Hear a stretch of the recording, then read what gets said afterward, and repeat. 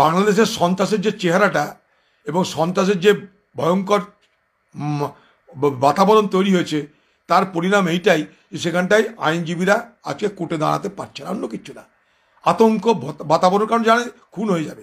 একটা লয়ের আগে খুন হয়ে গেল, এবার সেই খুনে এদেরকে ফাঁসানো হবে। একটা নিরস্ত্র মানুষ, একটা অহিংস, কোনো তাকে আমরা দেখিনি যে সে কোনো সেখানে অস্ত্র ধরে কিছু করছে কিনা।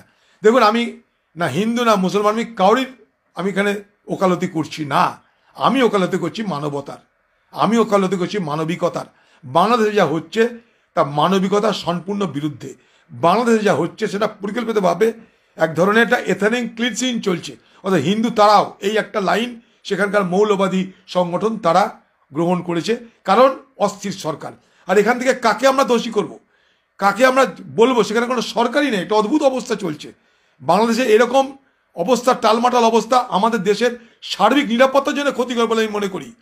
এখানটায় রাজনীতি না করে ভারতবর্ষের সার্বিক নিরাপত্তার কথা ভাবা হোক বলে আমার মনে করি।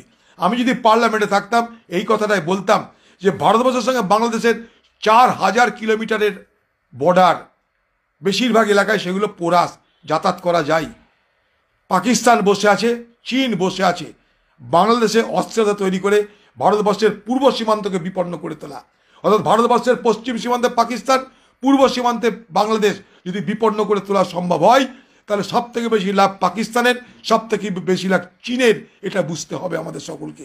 সেই জন্য রাজনীতি না করে ভারতবর্ষের নিরাপত্তার কথা সকলের ভাবা দরকার বলে আমি মনে করি। এবং এই নিরাপত্তা ভারতবর্ষে যদি বিঘ্নিত হয়, বাংলাদেশেরও বিঘ্নিত হবে।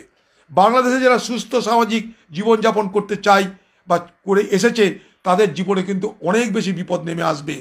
আফগানিস্তান থেকে শিক্ষা নিন, ইরান থেকে শিক্ষা নিন, মৌলবাদী শক্তি কোথায় কি করে তার উদাহরণ আমাদের সকলের কাছে আছে। পাকিস্তান থেকে শিক্ষা নিন, সেখানকার প্রধানমন্ত্রীকে জেলে ভরে দিচ্ছে, তাকে যদি ছাড়াতে কেউ আসে তার উপরে গুলি চলছে, মৃত্যু হচ্ছে। অতএব দেখে নিন সবাই।